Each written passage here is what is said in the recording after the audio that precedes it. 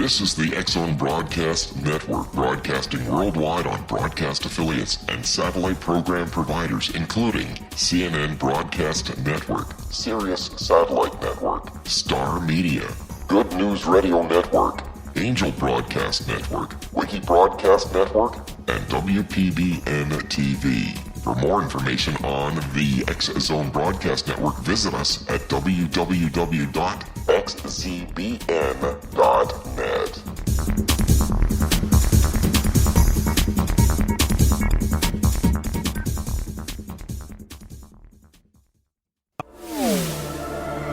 The X-Zone Radio Show with Rob McConnell is largely an opinion talk show. All opinions, comments, or statements of fact expressed by Rob McConnell's guests are strictly their own and are not to be construed as those of the X-Zone Radio Show or endorsed in any manner by Rob McConnell, Relmar McConnell Media Company, the X-Zone Broadcast Network, its affiliated networks, stations, employees, or advertisers.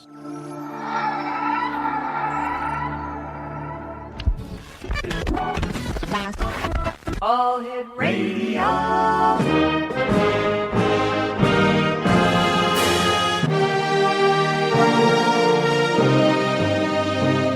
Welcome to the X-Zone, a place where fact is fiction and fiction is reality.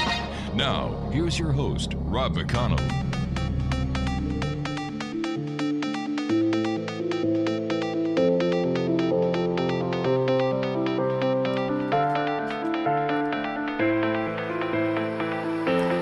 And welcome back, everyone. I am Rob McConnell. This is the X-Zone. We're coming to you around the world on the X-Zone Broadcast Network and our broadcast affiliates and satellite programming providers. If you'd like to send an email, studio@xzoneradiotv.com or to xzone@xzoneradiotv.com. On all social media sites, X-Zone Radio TV, and our website, where you can find out what we've done in the past, what we're doing in the present, and what we intend on doing into the future at www.xzoneradiotv.com. My guest this hour is Shakta Khalsa, and she is a leading expert on children and yoga, having worked with both since the mid-1970s. She is a parent, Montessori educator, and a yoga professional recognized by Yoga Journal magazine as one of the top 5 Kundalini yoga teachers in the world. Shakta is the founder and director of Radiant Child Yoga, an internationally known training program for teaching children yoga and working with raising their consciously, I should say. She has authored several books, including her latest book on authentic relationships with children titled The Yoga Way to Radiance, How to Follow Your Inner Guidance and Nature Children to Do the Same, published by our good friends at Llewellyn. And for more information on Shakta, www.childrensyoga.com and www.shaktawrites.com. And Shakta, welcome to the X-Zone. Oh, thank you very much. Tell me, what was it that pointed you in the direction that you're following with yoga and children? What happened was that I got into yoga first just for myself, but then I was living in a spiritual community in which there were children, and I started teaching the children yoga, and they were just little children, 3, 4, 5 years old, and so I made the yoga really fun for them and used songs, and it just kind of became my thing. What is your connection with children? Well, my connection with children started in those days in the 1970s when I lived in the spiritual community. And then from there, I began teaching yoga at the children's Montessori school, and one thing led to another, and I became a Montessori teacher. And I had my own school for a number of years, for about 8 years. How can yoga enhance our children of today in this technological age that we live in, with news coming at us 7/24, 365 from every imaginable direction? Well, Rob, it's really the most important thing is the yoga, because just as you're saying, everything is bombarding us and there's so much technology. And in order to balance that out, we need the ability to stop and breathe a moment. We need ability to feel our own selves, feel like we're inside of our bodies, and feel that we're connected to our own inner peace. And this is some of the benefits of yoga. How does that work? How does yoga help us to get inside our own inner peace? The way that I see it working from my 40 years of practicing yoga is that, let me think if I can explain this. Just when I close my eyes, I can settle, I feel a settling down into myself.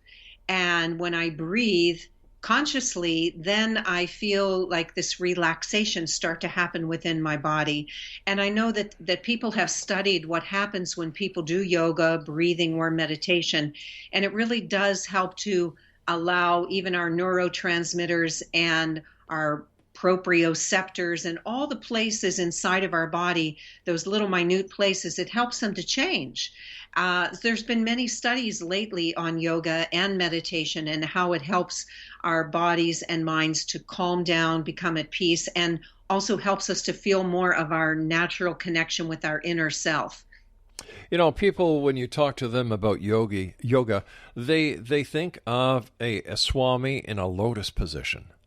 And I know a lot of people think that way because that's what's been, I don't know, just that's been sort of the public view has been either Swami in a lotus position or just somebody, with hardly any clothes on doing some really hard yoga pose that almost nobody can do. And it's, in a way, it brings more people in because it's attractive. And in a way, I think it's a detriment to yoga because yoga really isn't about that, and you absolutely do not have to have those kinds of skills to do yoga. When you breathe, you're doing yoga. All when right, you breathe consciously, you're doing yoga. All right, stand by. We've got to take a short break. We'll be back in a couple of minutes. Shakta Khalsa is our special guest, X-Zone Nation, and childrensyoga.com and shaktarights.com are the two websites. We'll both be back on the other side of this break. This is the X-Zone. I am Rob McConnell. Don't go away.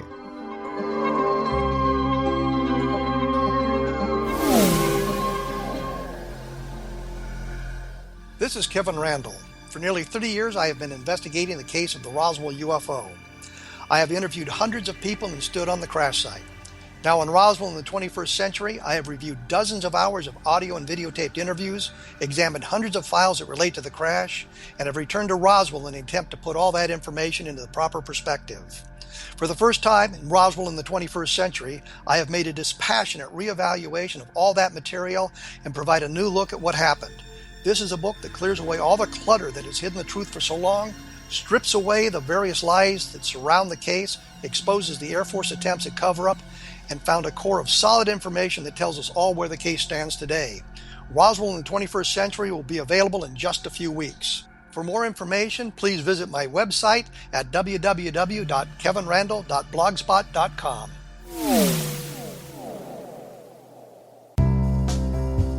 Gibbs A. Williams, Ph.D., is a practicing psychoanalyst, supervisor, researcher, and author in New York City.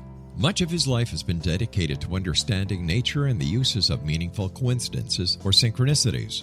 His radical and original non-Jungian, non-mystical, non-magical theory of synchronicities illuminates much of the fog surrounding this challenging and perplexing topic. His ideas and manners are fresh, presented in a style that is both entertaining and highly informative. He is also an expert on crisis intervention specially focused on violence reduction for the police and citizens, mastering anxiety, frustration, and stress without the use of medication, and effectively preventing and treating heroin addiction.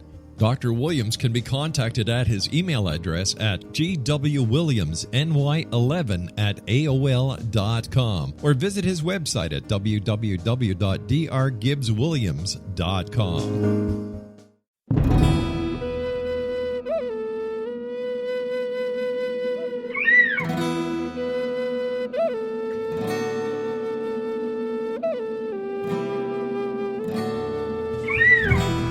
Shamanism is recognized as a method to access the quantum level.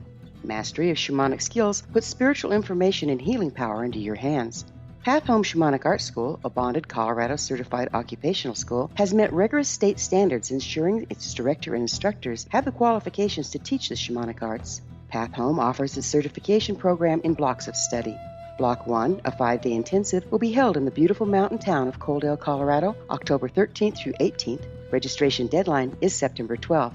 Experience Journey Trance, Power Animals, Helping Spirits, Sacred Space, and Life Purpose. Come discover your power. Join me, Gwilda Wiyaka, in the magical world of shamanism. Call 303-775-3431 or visit findyourpathhome.com.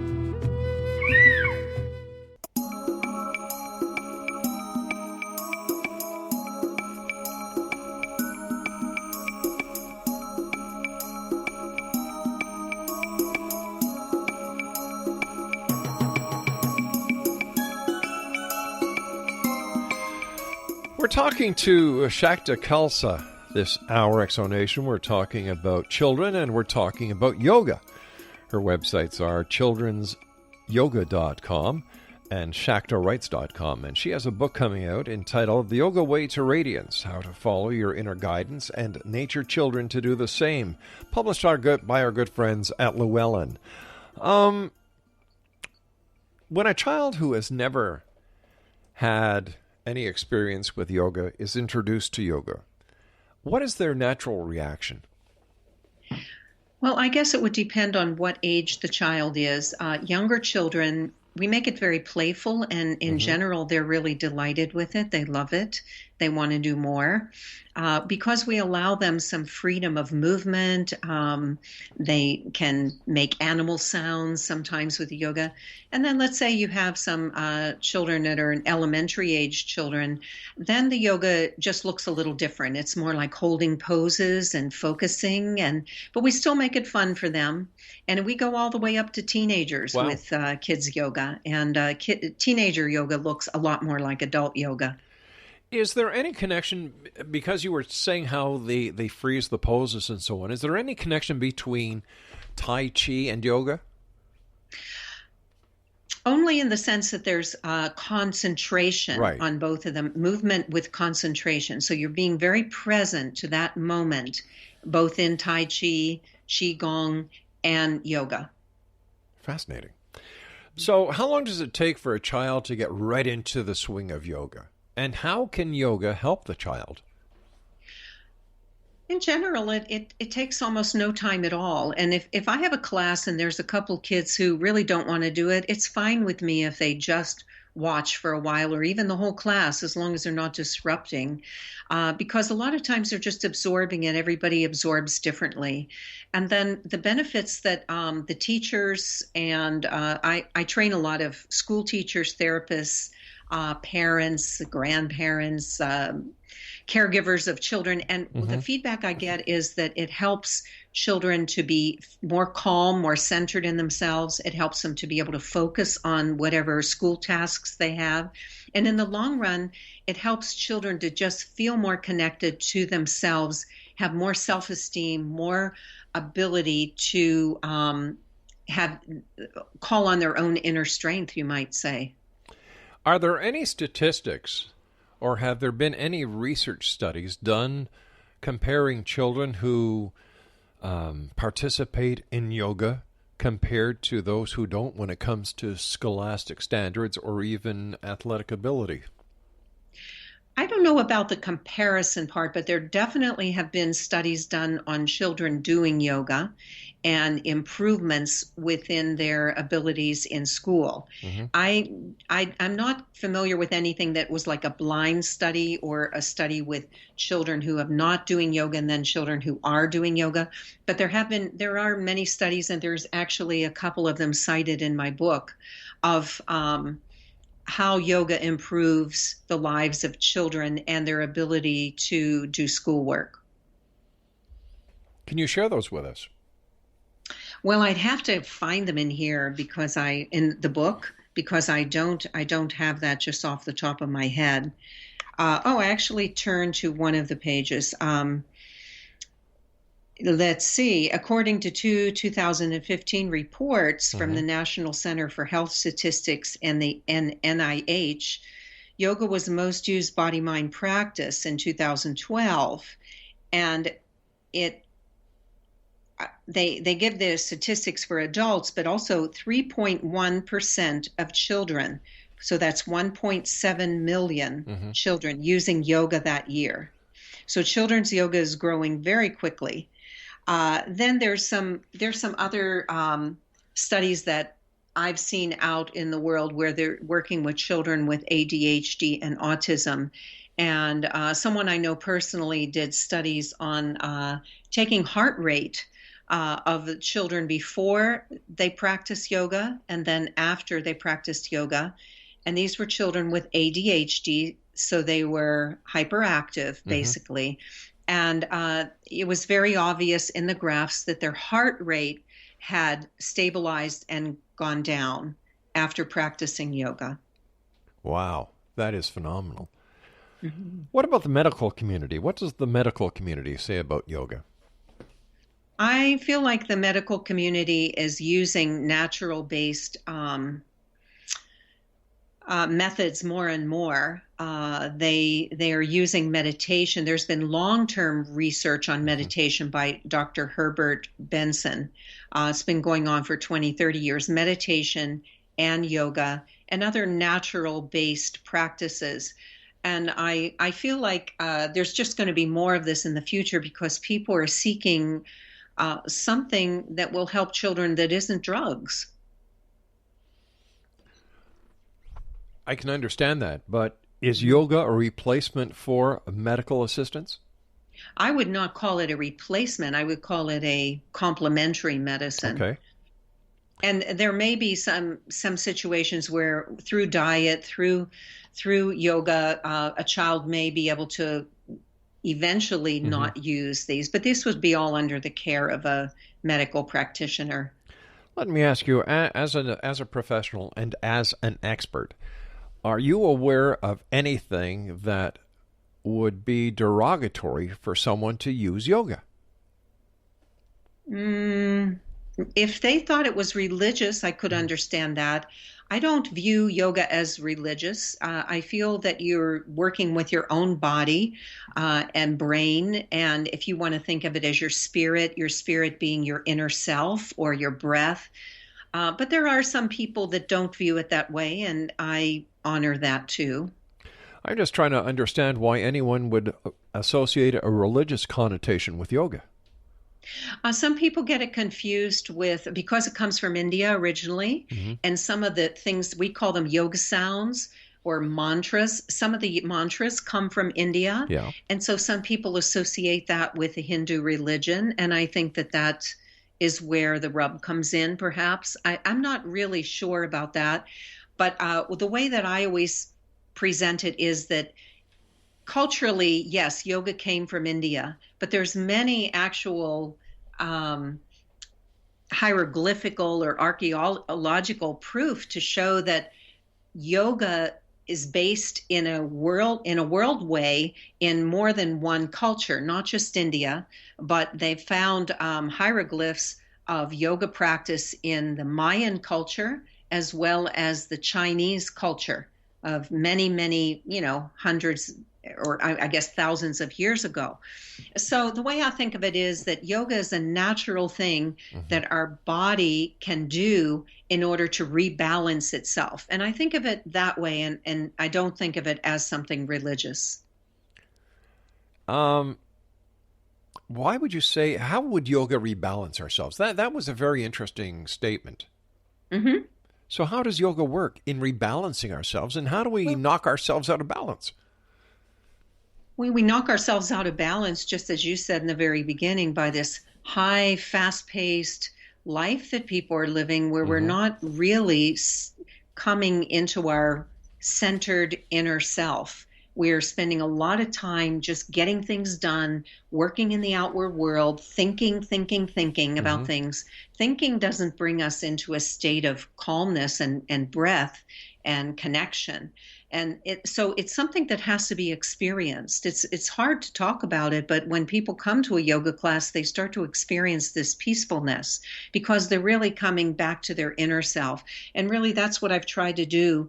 And really, I think very successfully in the book that I wrote, because I'm helping people to follow their inner guidance and then nurture children to do the same. So first they have to follow their own inner guidance. And when they can do that and they start to feel what that feels like, now they can share that with the children in their life. And that's really been my life mission for the past 40 years. You've taken the Radiant Child program, yoga program, across the globe. Tell us about some of your international experiences with it. Oh, well, I taught in South Africa, and this was a passion of mine to, once apartheid was finished there, I went there, I think, in 2006 or 7, and we had a combination of some people who couldn't afford to be there, but we wanted them to be there, like caregivers in orphanages and people who lived in the townships. And so everybody was there all together learning how to share yoga and meditation with not only children, but learning it for themselves. And it was a very beautiful experience. I remember one young man who was of the Zulu tribe from South Africa. He gave a little presentation of a story about an eagle, and it was kind of like a folklore story, but he did it all with yoga. Oh, wow. With yoga postures as part of the story. And I just remember how beautiful that was and how touching it was for everybody in the class. You said that, we get unbalanced, and yoga helps us to basically balance ourselves again. Mm-hmm. I can understand it in today's day and age with all the technological bombardment we get. But what was it in history that had someone create yoga? What's the history of yoga itself? Well, no one actually knows, but I've written another book, which is called Kiss Guide to Yoga, Keep It Simple series. It was like a dummies book that I wrote this in 2003, I believe. And in that, I had to explore, the whole roots of yoga. So it was very fascinating for me to do that. And I discovered that no one actually knows how old yoga is. There are indications that it could be as many as tens of thousands of years old. And this could be looked up on the web by anybody who's interested to find out more about it. And so in those days, or even, it wasn't a fast-paced society, but I believe that the reason why people studied yoga or developed yoga was because they were spiritual seekers. They were looking inside themselves to understand who we are as human beings, and how do we as human beings get out of our minds and come into a peaceful place within where we feel connected to our inner spirit, you could call it. Why do people need that? Can't they do that on their own, through their own psyche? Do we really need to look at the esoteric and the, Well, I don't think of it as esoteric in the sense that it's outside of us. It's all within us. So I'm not sure exactly what you mean by esoteric. Well, people think that, yoga is something from India that, like you were saying, there were religious connotations put on it by some. There were, there are people who look at it saying, hey, wow, it comes from India. We don't want anything to do with it. And if this has been going on for thousands of years, the fact that nobody knows the history about it, doesn't that raise questions? Don't we want to know? Well, it's not so much that we don't know the history of it. It's more like there are many different ways that you could look at the history of it. All right, we're going to take a little bit of a break here. We're going to take a break. We're going to take a break here, and we'll be back on the other side of this break, Exo Nation, as we continue right here from our broadcast center in Hamilton, Ontario, Canada. My name is Rob McConnell. This is the X Zone. Don't go away. Did you know that when you're on the road with limited data or Wi-Fi, you can still listen to the X Zone radio show with Rob McConnell, The Science of Magic with Gwilda Wiyaka, High Tech with Corey Kay, and every minute of the 24/7, 365 programming of the X Zone Broadcast Network by calling 712-432-9459, courtesy of TalkStream Live. No smartphone, app, or internet needed. It saves your data plan, and it's free if you have unlimited minutes. Call 712-432-9459 to listen on any phone, anytime, anywhere. Remember, 712-432-9459 for the best of paranormal, new age, thought-provoking, sci-fi radio programming 24/7, 365.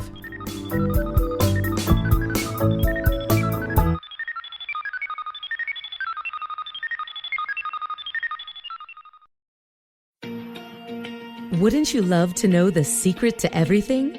Well then, meet Dr. Kimberly McGeorge and her cutting-edge breakthrough knowledge that combines science with possibility. Dr. Kimberly brings real-life answers and healing to those open to alternative solutions. She teaches solution-based programs and classes that will change all areas of your life forever. Specializing in conscious creation, intuitive readings, and energy medicine, you can rapidly shift health, relationships, business, and money and abundance challenges quickly. Receive her best-selling book, Secret to Everything, at no cost by going to secrettoeverything.com/X-Zone.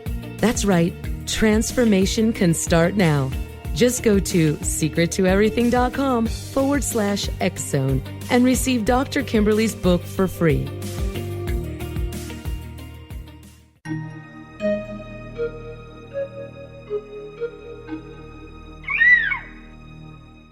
While science pursues fact, magic accesses the quantum level, bridging random facts to form truth.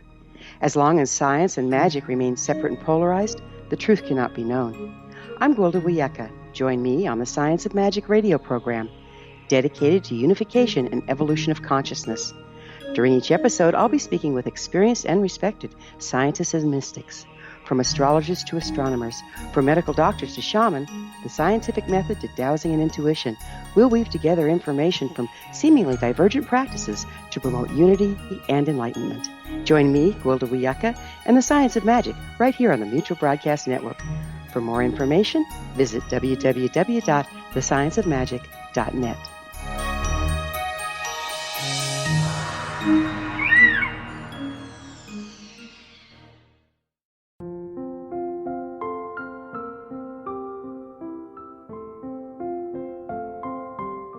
I am Dr. Carl O'Helvey, founder, president of a new cancer foundation focusing on evidence-based physical, mental, and spiritual interventions, including natural cancer cures, prayer, meditation, affirmations, nutrition, and other related holistic cancer prevention and cure modalities.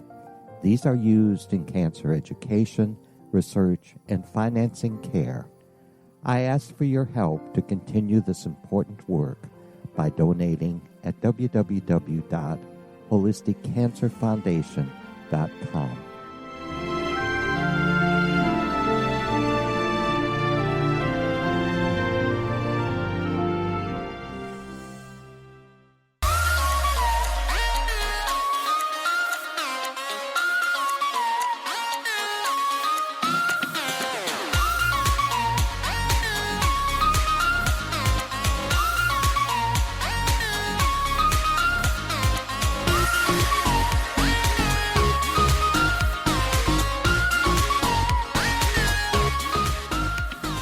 And we're back, everyone. This is the X-Zone. I am Rob McConnell.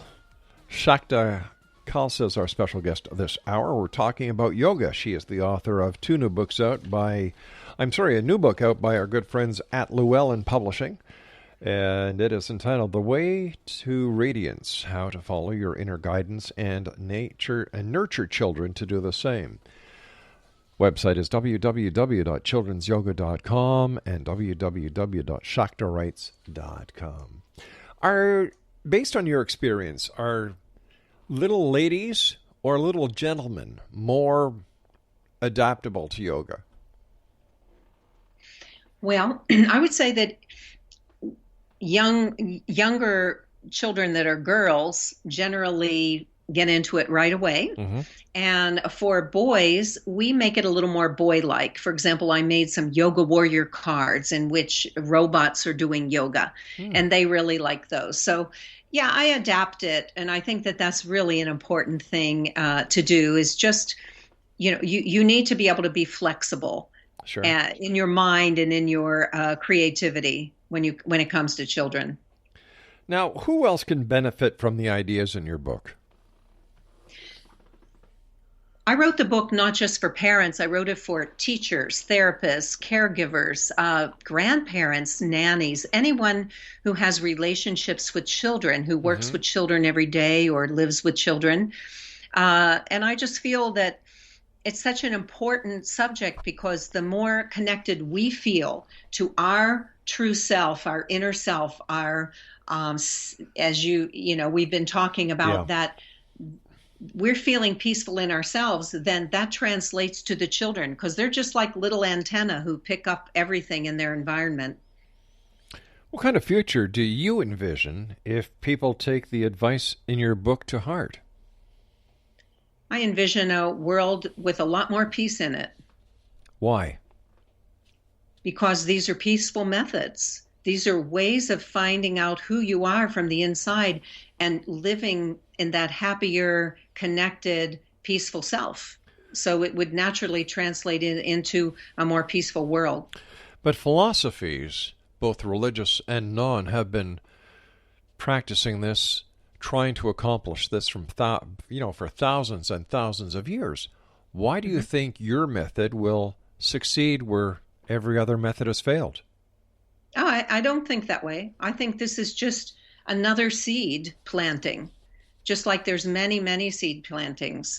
I don't think this is a be-all and end-all at all.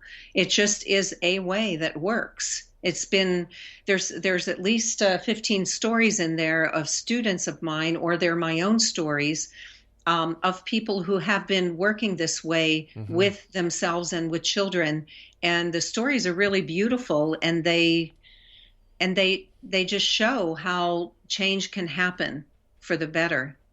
But there are also other books of other people teaching other techniques with the same success as you have. So where do we put yoga compared to other techniques that are out there? And why should yoga be looked upon first or looked upon seriously as well as others?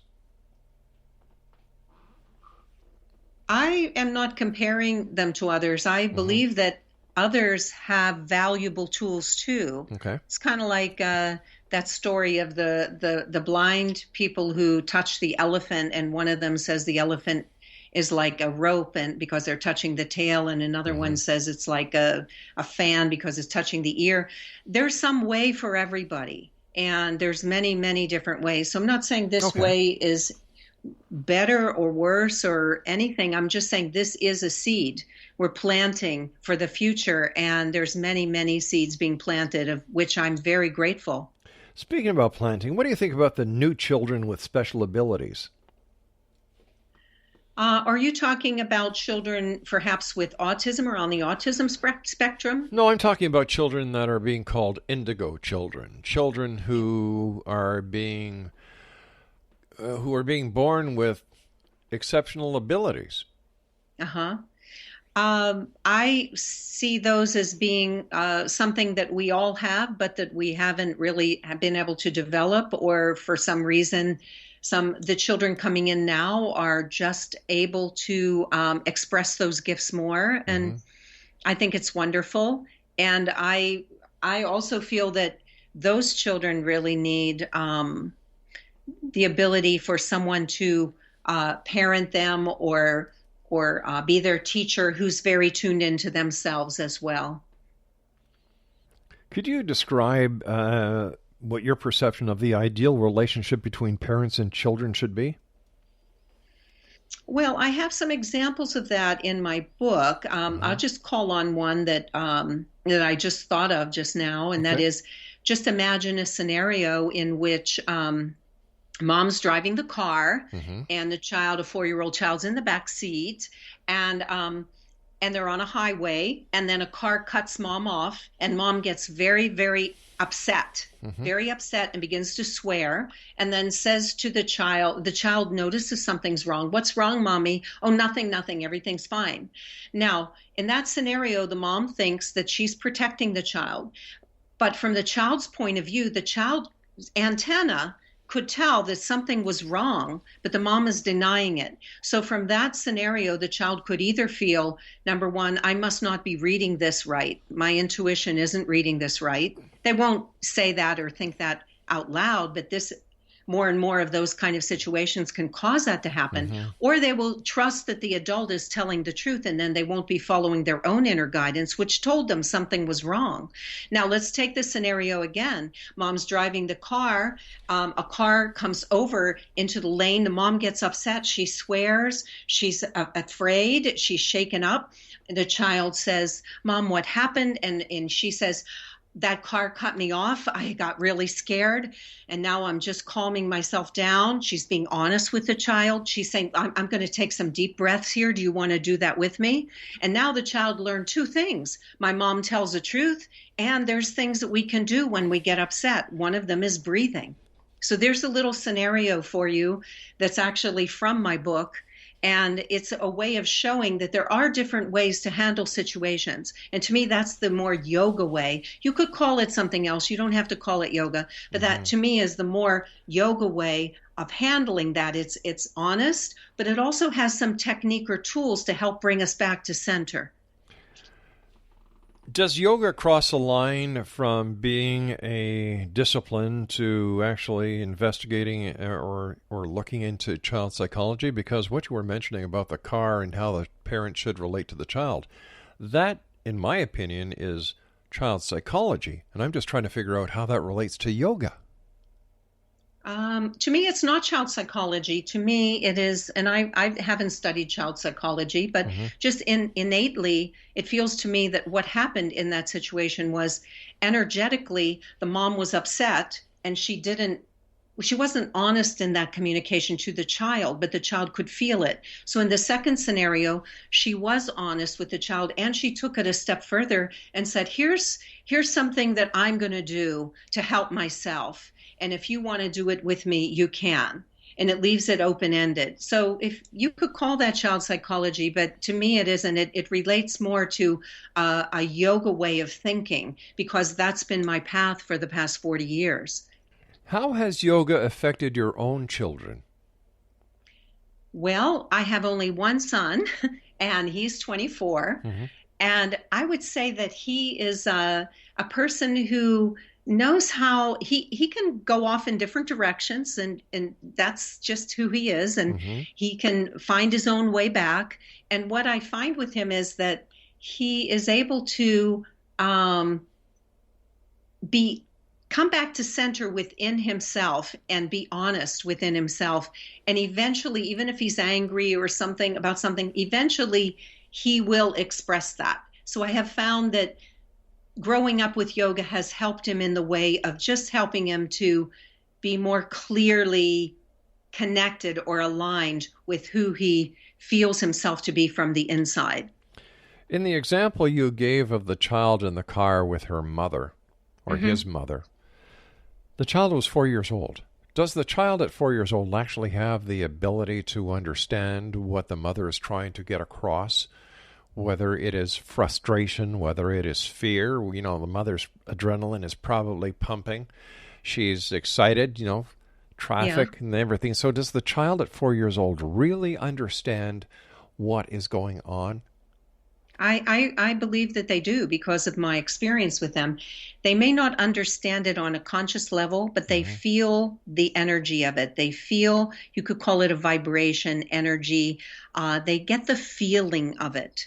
They're really much more feeling oriented than they are mentally oriented at that age. But they feel things. And so they could get the feeling that their mom is upset. I understand that. So if a mother takes the time to say, well, do you want to breathe deeply with me? And, tries to use rational, that would be better used on a child that is older. Are we not doing it for 40 years, and it works. Are we not expounding on the fact that what you said between? Are we not expounding on the fact that we may be taking this to a higher level because we want to make a point? But I want to go back for just a moment. The mother was just calming herself. That's the most important thing. And then she's calming herself with breath, and then she's inviting the child. She isn't doing it as a technique. She's calming herself because she needs it, and she knows that. And then she's inviting the child. But that's just secondary. Okay. Child learns what the example of their parents. You know, I've been a driver for many, many years, and I've been a police officer. I've driven on high speeds. I've driven at towards emergencies after suspects, and I'll tell you, the adrenaline gets going. Oh yeah. You know, so I'm just trying to, and we need adrenaline in our lives. We need at times to have that extra boost. Could this be counterproductive? Not in the case that I was talking about. I have no idea about that as far as someone needing adrenaline. But in the case I was talking about, the thing had happened. There was no accident, and now it was time for the mom to just be able to deal with her emotions. Gotcha. And that's all I was saying in that situation. I'm really not sure about your question, about the answer to your question. All right, stand by. We've got to take our final break for this hour. X-Zone Nation, we're talking about yoga and children. Shakta is the author of The Yoga Way to Radiance, How to Follow Your Inner Guidance and Nurture Your Children to Do the Same, published by our good friends at Llewellyn Publications. For more information on Shakta, visit her website, childrensyoga.com and www.shaktawrites.com. This is the X-Zone. I am Rob McConnell. We're coming to you from our broadcast center in Hamilton, Ontario, Canada. Once again, if you'd like to be part of UFO history, www.cubesat.tech. That's CUBETECH.tech. I'll be back on the other side of this break as we wrap up this hour here in the X-Zone from our broadcast center in beautiful Hamilton, Ontario, Canada. Don't go away.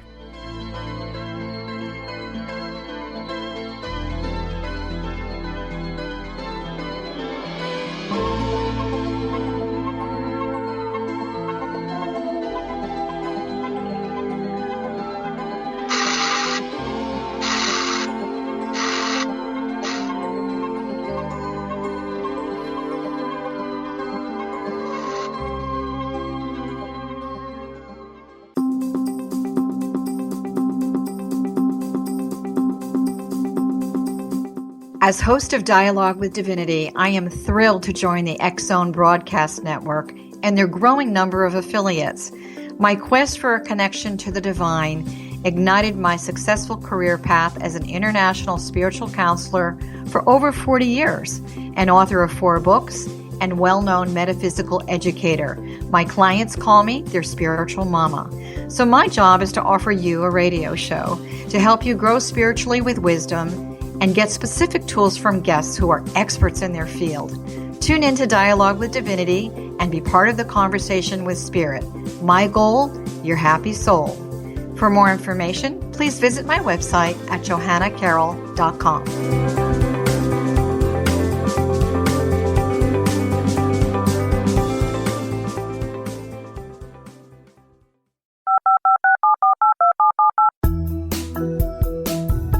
Did you know that when you're on the road with limited data or Wi-Fi, you can still listen to the X-Zone radio show with Rob McConnell, The Science of Magic with Gwilda Wiyaka, High Tech with Corey Kay, and every minute of the 24/7, 365 programming of the X-Zone Broadcast Network by calling 712-432-9459, courtesy of TalkStream Live.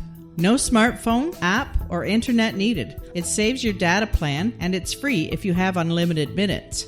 Call 712-432-9459 to listen on any phone, anytime, anywhere. Remember, 712-432-9459 for the best of paranormal, new age, thought-provoking, sci-fi radio programming 24/7, 365.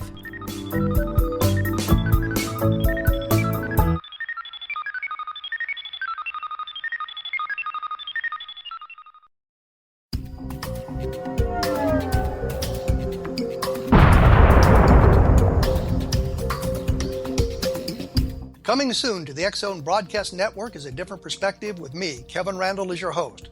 We'll be taking a close look at what is happening in the world of UFOs today with side trips into the paranormal. Guests will range from those who are household names to those who have a different perspective on a variety of topics. No topic will be taboo, but there will be tough questions asked as we all search for the truth about UFOs, the paranormal, and those things that excite us. Sometimes we'll agree with a guest and sometimes we won't, but we'll try to keep the program topical. For those of you who would like to read, be sure to visit www.kevinrandall.blogspot.com and remember to listen to the other fine programs on the X-Zone Broadcast Network at www.xzbn.net.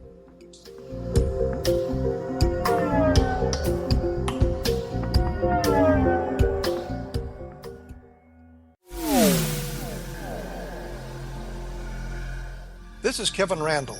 For nearly 30 years, I have been investigating the case of the Roswell UFO. I have interviewed hundreds of people and stood on the crash site. Now in Roswell in the 21st century, I have reviewed dozens of hours of audio and videotaped interviews, examined hundreds of files that relate to the crash, and have returned to Roswell in an attempt to put all that information into the proper perspective. For the first time in Roswell in the 21st century, I have made a dispassionate reevaluation of all that material and provide a new look at what happened. This is a book that clears away all the clutter that has hidden the truth for so long, strips away the various lies that surround the case, exposes the Air Force attempts at cover-up, and found a core of solid information that tells us all where the case stands today. Roswell in the 21st century will be available in just a few weeks. For more information, please visit my website at www.kevinrandall.blogspot.com. What Happened in Benghazi is revealed by Nicholas Genix, author of Obama, Islam, and Benghazi. He informs the American people that President Obama deceived them by advocating a strong foreign policy prior to the 2012 presidential election, and Hillary Clinton supported this deception. As the title infers, there is a connection between Obama, Islam, and Benghazi. Ample evidence informs Americans that Obama's early indoctrination in the Quran developed an affinity for Islam, why the Quran is the source of discontent in many countries, and why the Obama foreign policy deception led to poor military action and caused the loss of American lives in Benghazi. Genix provides 36 questions for the Select Committee on Benghazi to validate if Americans are justified to mistrust President Obama and Hillary Clinton. An overview of Obama, Islam, and Benghazi is presented on the website www.futureofgodamen.com. That's www.futureofgodamen.com.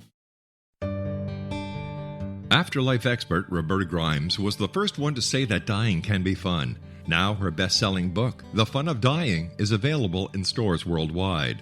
So if you wonder whether death ends life, how it feels to die, or what heaven might be like, The Fun of Dying was written for you. And if you have always been afraid of death, or if you worry that your life has no meaning, let The Fun of Dying ease your fears and bring new meaning to your life. Nothing said in The Fun of Dying is based on the teachings of any religion. Instead, Roberta draws on evidence to explain how death happens, how it feels, and what comes next. A lot of the best death-related evidence was produced in the first half of the 20th century. When it is put together with recent discoveries, it tells a consistent and amazing story. Roberta Grimes blogs and answers questions at robertagrimes.com. Her wonderful book, The Fun of Dying, is available on Amazon and at stores worldwide wherever books are sold.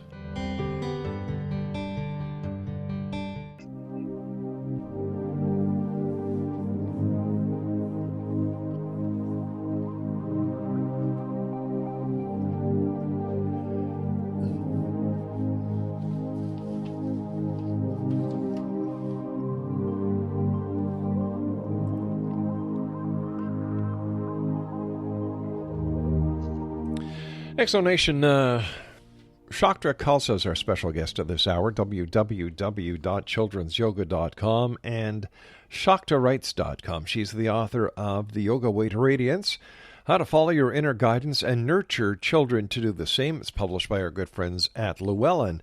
And how do you think your new book, The Yoga Way to Radiance, can actually help everyday challenges that parents and children face?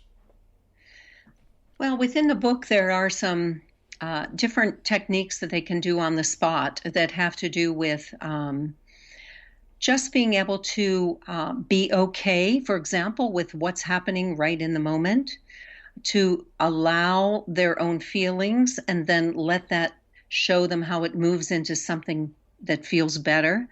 There's different techniques that I wouldn't describe strictly as yoga, not in the sense that most people understand yoga, but they are kind of meditative techniques. And there's even several journaling processes, which I think can be very helpful for adults and children.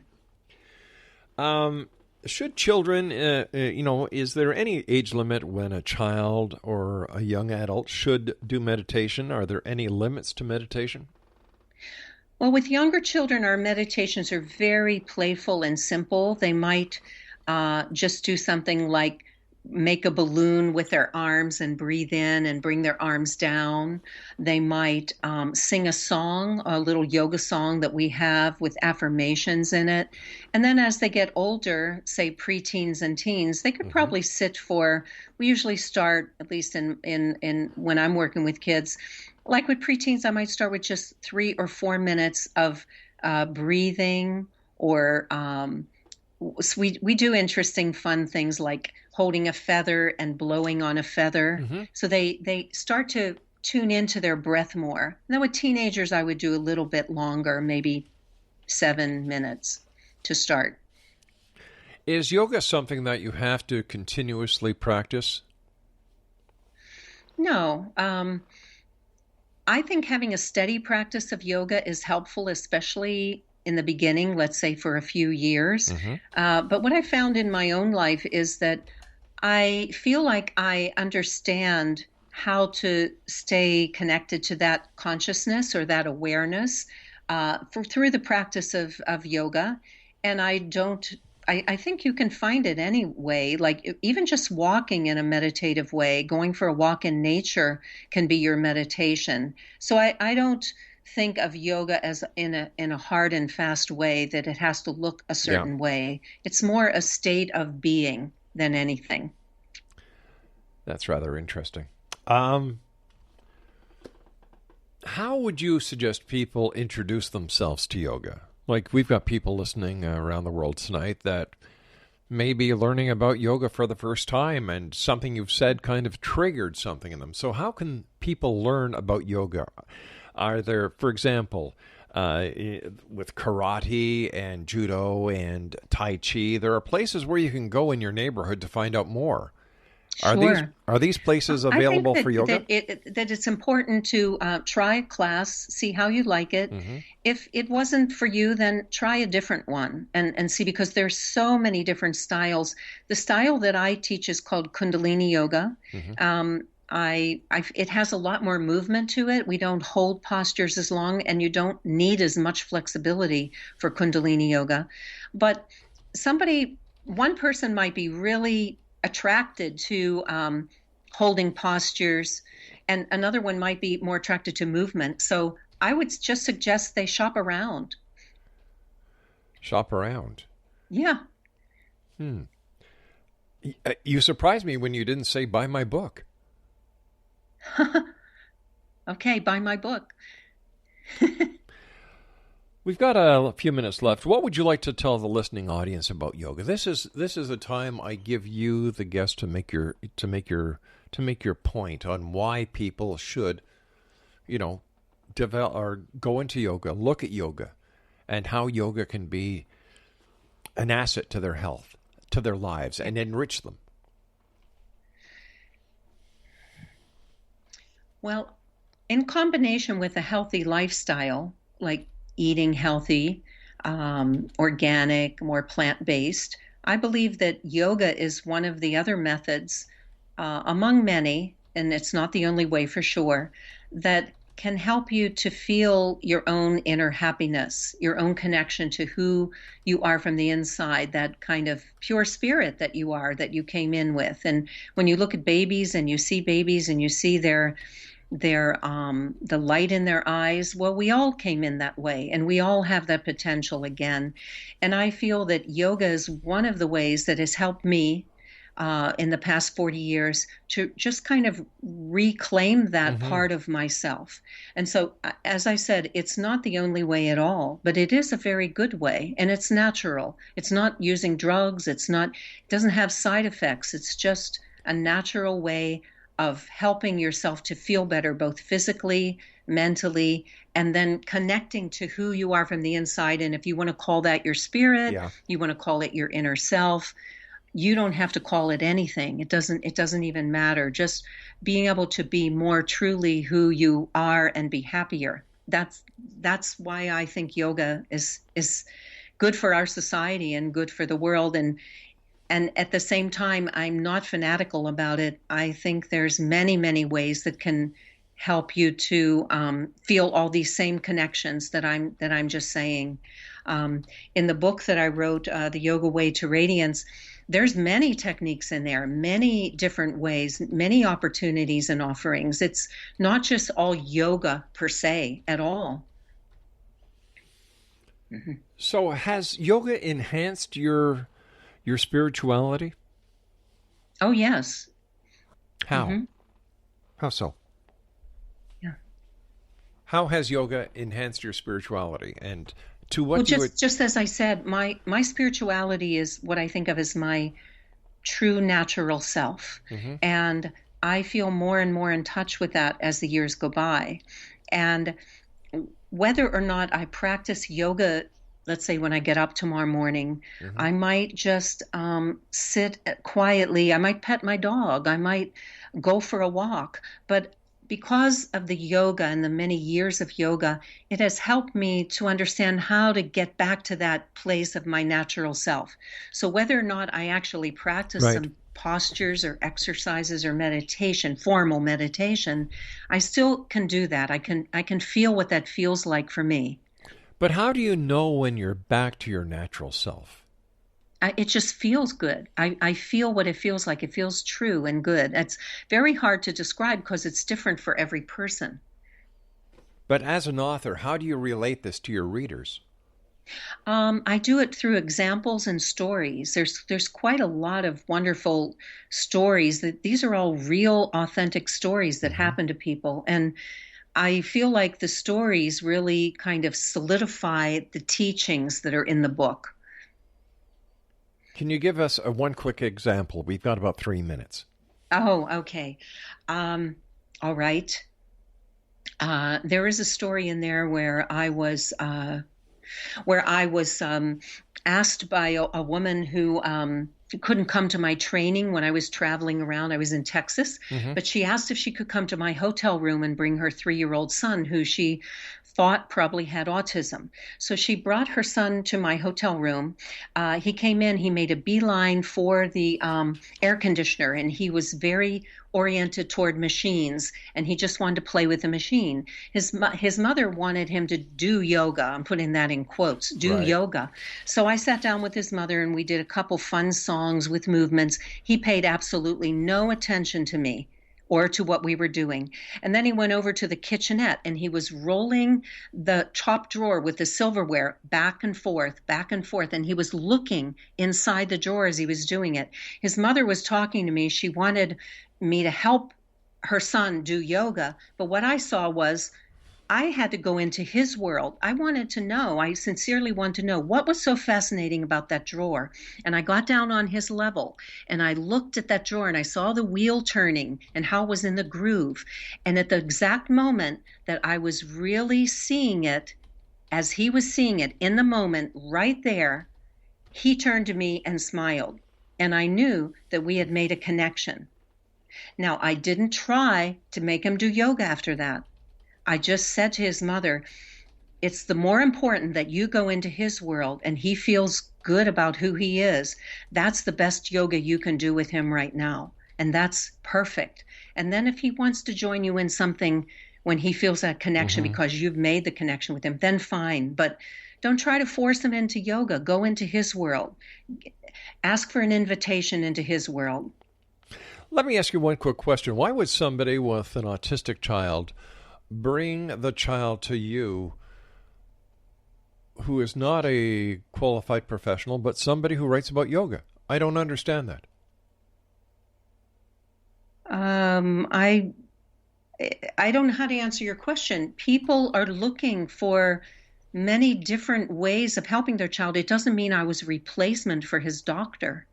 And I am a professional at what I do, actually. You're a professional. I'm a professional yoga teacher right, of but 40 years. But that doesn't give you any credentials. It's because people are looking for some helpful tools and natural ways of working with their children, and yoga can be one of those. All right, I want to thank you for joining us. Good luck. And X-Zone Nation, we'll be back on the other side of this break as we continue here in the X-Zone from our broadcast center in Hamilton, Ontario, Canada. My name is Rob McConnell. Don't go away.